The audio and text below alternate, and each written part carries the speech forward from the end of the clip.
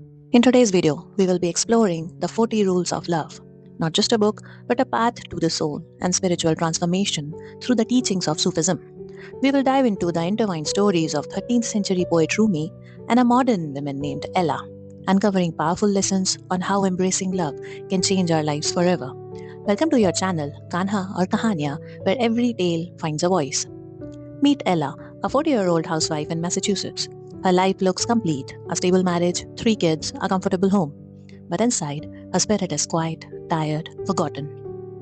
She no longer remembers what love feels like, not the kind that awakens, ignites, expands. Then comes a manuscript she was assigned to review by her publication company. A story within a story. Sweet Blasphemy, written by the mysterious A.Z. Sahara. Ella turned the first page. There was a note about the writer. A.Z. Sahara lives in Amsterdam with his books, cats, and turtles when he's not traveling around the world. Sweet Blasphemy is his first novel and most probably his last. He has no intention of becoming a novelist and has written this book purely out of admiration and love for the great philosopher, mystic, and poet Rumi. Centuries earlier, in the city of Konya, another seeker was about to begin his real journey. Beset with religious clashes, political disputes, and endless power struggles, the 13th century was a turbulent period in Anatolia. In the midst of this chaos lived a distinguished Islamic scholar known as Jalaluddin Rumi. Nicknamed Maulana, he had thousands of disciples and admirers from all over the region and beyond, and was regarded as beacon to all Muslims. He was respected, educated, revered, but his soul has not yet burned with the fire of love. As Ella opens the book, she reads it with skepticism. The name Sweet Blasphemy sounds odd to her, and she's unsure about the novel centered around 13th century Sufi mystic. The book begins to mirror her inner emptiness, a longing for deeper meaning, connection, and love. Far back in time, the same stirring happens when Shams of Tabriz enters Konya. Shams of Tabriz was a wandering dervish and mystic known for his radical and transformative approach to spirituality. Unlike conventional religious scholars of his time, Shams did not preach through formal sermons or strict rules. Instead, his teaching was direct, provocative, and deeply personal, aiming to awaken the heart rather than to instruct the mind. He kept reminding people about the first rule, which says, how we see God is a direct reflection of how we see ourselves. If God brings to the mind mostly fear and blame, it means there is too much of fear and blame welled inside us. If we see God as full of love and compassion, so we are. He believed true spirituality was beyond rituals, dogma, and external appearances. Shams challenged societal norms and religious formalism by emphasizing that God is not found in books or temples alone, but in the intimate experience of love and presence. He openly criticized those who valued appearances over inner truth, those who followed rules blindly without truly knowing God. He believed the true path was the one of love, humility, and self-annihilation, where the ego dissolves and only the divine remains. His presence was electrifying yet unsettling. Some called him mad, others a saint. Wherever he went, he disturbed the comfortable and awakened the restless.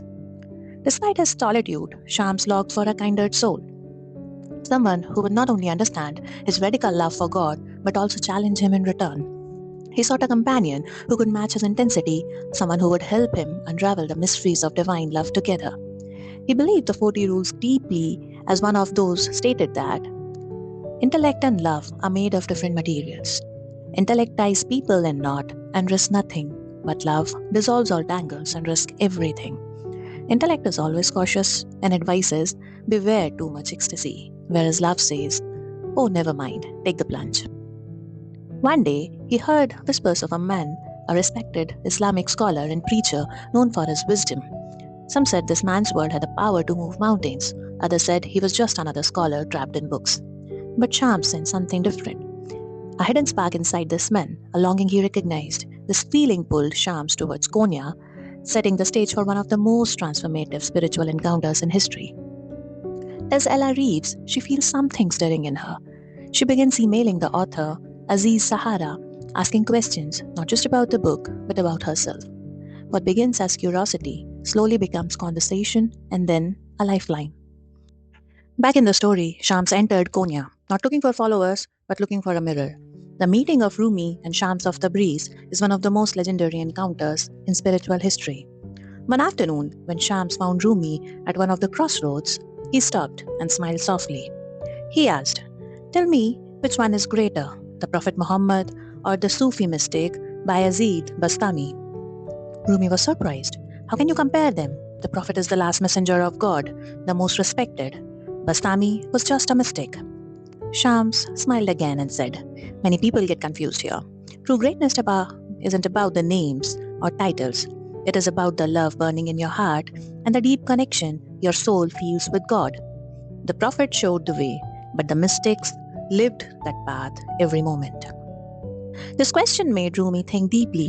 It was the start of a new way of seeing, a way beyond rules and titles, straight to the heart of love. Back in the present, Ella discovers her husband David is unfaithful, but instead of anger, she feels clarity. She realizes she's been asleep, that love is not something to be secured, it is something to be surrendered to. She remembered what Sham said: "Try not to resist the changes that come your way. Instead, let life live through you." After Shams asked that question, Rumi somehow began to shift.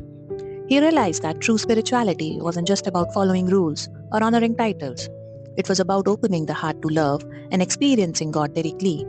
From then on, the conversations became deeper and more intense. They spent time together, and Shams challenged Rumi to move beyond his books and teachings to feel the divine love with every breath. Shams teaches Rumi the 40 rules of love, each one peeling away layers of ego, fear, and control. One of the rules said, "Hell is here and now, so is heaven. Quit worrying about hell or dreaming about heaven, as they both are present inside this very moment. Every time we fall in love, we ascend to heaven. Every time we hate, envy, or fight someone, we tumble straight into the fires of hell." Slowly, Rumi started to transform. His poetry changed, filled with passion and longing for the divine. The scholar became a mystic, guided by love rather than logic. Rumi evolved and tells himself, "It is as if for years you end up compiling a personal dictionary. In this dictionary, you have a definition of every concept that matters to you, such as truth, happiness, or beauty. At every major turning point in your life, you refer to this dictionary, hardly ever feeling the need to question its premises. Then one day, a stranger comes and snatches your precious dictionary and throws it away. All your definitions need to be redefined," he says. "It is time for you to unlearn everything you know." Their bond grew stronger, becoming a close friendship that touched the very soul. But not everyone understood. Some people in Rumi's community were confused or even upset by this new way of living and loving. Yet together, Shams and Rumi began a new path, a path of love, devotion, and direct experience of God. This path would inspire millions for generations to come. Rumi stopped preaching about God and started experiencing God. It is one of the 40 rules. This world is like a snowy mountain that echoes your voice. Whatever you speak, good or evil, will somehow come back to you. Therefore, if there is someone who harbors ill thoughts about you, saying similarly bad things about him will only make the matters worse. You will be locked in the vicious circle of bad energy. Instead, for 40 days and nights, say and think nice things about that person. Everything will be different at the end of 40 days because you will be changed from inside. Coming back to Ella, who was completely lost in the book, begins to ask herself, what is real love? What if God is not found in rules, but in compassion, in presence, in truth? Responses from Aziz did not just give her answer, they gave her mirrors. Deep down in her heart, she felt the love for Aziz, which she had never felt before. The love in their heart was growing each day and transforming her slowly. His letters awakened a longing she had never recognized, not just for love, but for freedom, truth, and self discovery. Aziz, in turn, saw a spirit in Ella waiting to be unshackled. Their connection was deep and immediate, as if they had known each other since many lifetimes. They shared conversations that touched the souls, not just the mind, speaking of love, faith, surrender, and the beauty of living fully. And finally, Ella does the unthinkable. She leaves, not for a man, but for herself, for her soul, and for her freedom. She grabbed the suitcase she had earlier prepared and left the house. As she walked out, she murmured one of the Sham's rules. It is never too late to ask yourself, am I ready to change the life I'm living? Am I ready to change within? Even if a single day in your life is same as the day before, it surely is a pity. At every moment and with every new breath, one should be renewed and renewed again. And there is only one way to be born into a new life. to die before death. She travels to meet Aziz in person, not expecting romance, just truth. She remembered what Shams has said once. You can study God through everything and everyone in the universe because God is not confined in a mosque, synagogue, or a church. But if you're still in need of knowing where exactly his abode is, there is only one place to look for him in the heart of a true lover. Aziz and Ella spent a few weeks together, but they were the deepest weeks of her life. And then comes truth. Aziz was dying, but instead of despair, Ella felt a strange peace. She remembered another rule saying, the past is an interpretation, the future is an illusion. The world does not move through time as if it were a straight line proceeding from past to future. Instead, time moves through and within us in endless spirals. Eternity does not mean infinite time, but simply timelessness. Something similar was happening back in Konya. Rumi began to spin, to write, to weep, to love. Following that proactive moment, Rumi's transformation deepened. His engagement with worldly affairs diminished as his bond with Shams became more intense. But those around him, especially his family and fellow scholars, grew uneasy. Shams' influence was viewed as dangerous. His community grew suspicious. His family felt alienated. But Rumi was no longer living for approval. He was living for the beloved. Rumi's son, Aladdin, could not understand his father's transformation and resented Shams for his unconventional ways. Kara, Rumi's wife, was torn apart, loyal but left behind. Even Kimya, a gentle girl in their care, fell in love with Shams, which Sham could not return. One day, light threatens darkness, and Shams became the target. On a cold and restless night, the wind blew fiercely under a pale blue moon in a misty haze. Despite the growing storm and creeping doubt, a lone figure stood near the shadowed courtyard, eyes fixed on the back door. Suddenly, footsteps were heard. A faint glow appeared, and a man emerged, holding an oil lamp that flickered through the downpour. It was Shams of Tabriz, moving steadily towards the courtyard, unaware of the hiding figure with a dagger in his hands. That night, Shams vanished. Many say he was murdered. Others believe he simply returned to the unseen. His body was never found. Rumi was devastated. But from grief came fire. Rumi remembered what Shams once said. Nothing happens outside of God's will. It is one of the rules. This world is erected upon the principle of reciprocity. Neither a drop of kindness nor a speck of evil will remain unreciprocated. Fear not the plots, deceptions, or tricks of other people. If somebody is setting a trap, remember, so is God. He is the biggest plotter. Not even leaf stirs outside God's knowledge. Simply and fully believe in that. Whatever God does, He does beautifully. Instead of collapsing in grief, it became the turning point which transformed his longing into whirling dance, poetry, and spiritual outpouring for which Rumi became famous. Shams lived on in Rumi's heart, becoming an eternal presence rather than just a man in his life. Rumi wrote over 70,000 verses, each one a prayer, a flame, a spinning love letter to the divine. In time, Ella wrote her own book, her own truth, her own surrender. She called herself A. Said Sahara, not to hide, but to honor the man and the journey that awakened her. She now understood what Shams once said while remembering another rule. While everyone in this world strives to get somewhere and become someone, only to leave it all behind after death, you aim for supreme stage of nothingness.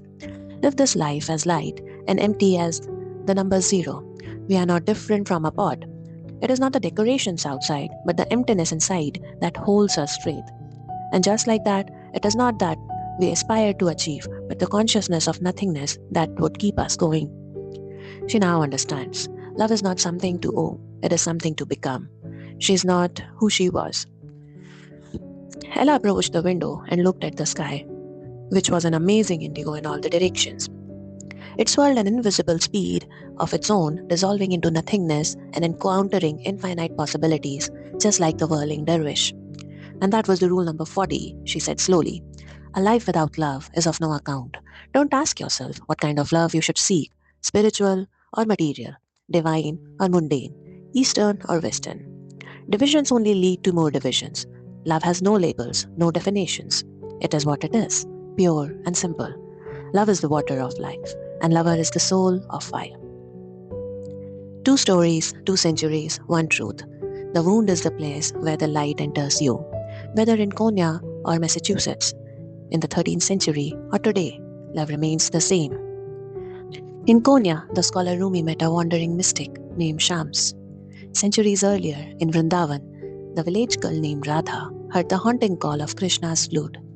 Both moments split their lives into before and after. Rumi found in Shams a mirror for his soul. Radha found in Krishna the voice of eternity. Neither could turn away. One traveled through woods and silence, the other through music and longing. But the road was the same, a road that strips you of your identity, of pride, of everything, until only love remains. Rumi spins in remembrance. Radha waits in surrender. He becomes a poet, she becomes a prayer. Both have tasted the highest form of love, the sweet, overwhelming, and sometimes painful nectar of devotion. Radha and Rumi never possessed their beloved, they became the beloved. Radha's love was not tied to union, it was a devotion for devotion's sake. Rumi's love transcended form, it turned pain into poetry, longing into God. They showed us that surrender is not soft, it is fierce, it is fire that purifies, a river that overflows. In every heart lives a Rumi, in every soul a Radha, and in every longing the whisper of the divine. Two lives, two tales, one truth stating: love is surrender, love is transformation, love is God. Thank you for watching the video. Subscribe our channel for more such stories from all across the world, because with every ear that listens, a tale lives on.